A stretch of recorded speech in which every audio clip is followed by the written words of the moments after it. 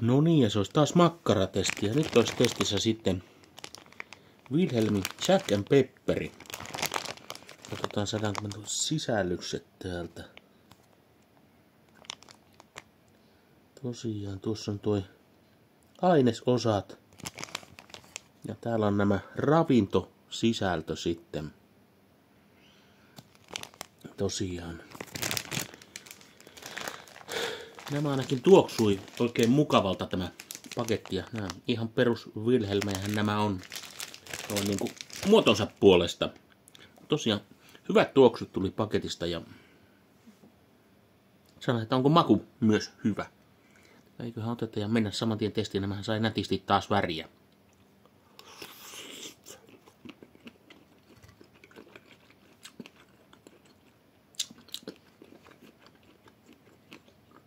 Se juusto.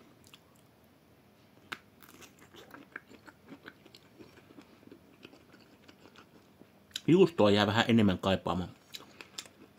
Että ei seassa näy juustoa. Mitä helvettiä. No niin, no, nyt alkoi löytymään. Ja makuakin tuli.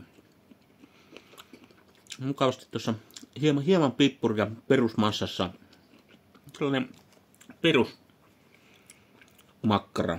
Mutta tosiaan juustoa tuossa jostain syystä oli tuossa ensimmäisessä puolikkaassa aika vähän. Mutta nyt löytyy juustoa. Tuntuu olevan vähän sattuman kauppaa tämän juuston kanssa tässä. Ja otetaanpa sitten sinapin kerran ja auran tulista yllättäen. Pippuria mukavasti jää sellainen jälkimaku pippurista suuhun.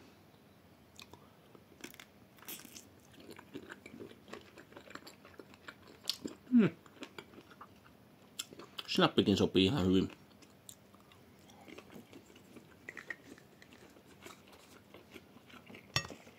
Mutta täytyy sanoa, että nyt kyllä jäin vähän enemmän kaipaamaan tätä juustoa tähän. Nostaan tämä toisesta. Olisiko tässä yhtään enempää? No, tässä oli heti aluksi taas juustoa.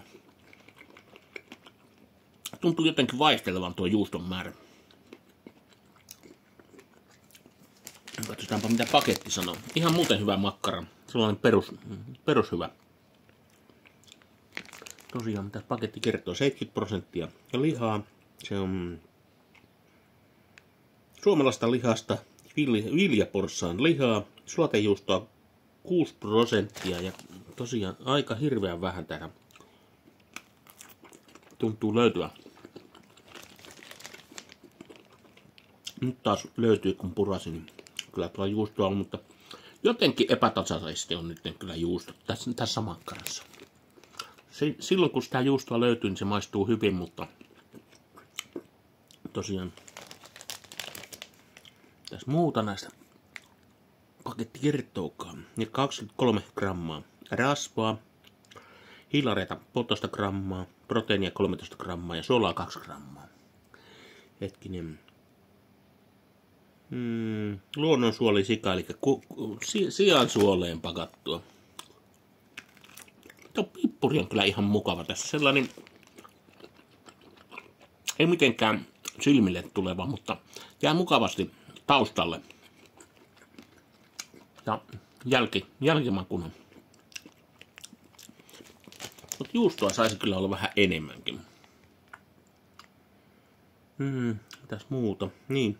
Ravintosisältö on 263 kilokaloria 100 grammassa ja paketti oli 350 grammaa ja 4 kappaletta, eli tässä sitten tulee 87,5 grammaa per makkara, niin kaloreita on siinä 263, siitä otetaan pois 26 ja 7, niin no noin 230 kilokaloria per makkara. Paketin hinta oli 2,90 taisi olla. Eli ihan ok hinta, mutta ei ihan ok makkara. Juustoa kaipaisin hieman enemmän, mutta kyllä näitä syö. Tosiaan hieman epätasaisesti tuo juusto täällä seassa. Ja Parasta se tuo pippurin mukavi jälkimaku. Ihan ok Wilhelmi. Kyllä näitä voi syödä. Ja tosiaan veikkaanpa, että tulee ostettua toistenkin ihan vaan sen takia, että näkee onko noin juustot yhtä epätasaisesti myös myöhemmissä setteissä. Mut juu, tällainen testi tällä kertaa ja mitähän tälle arvosanaksi? Sanoisin, että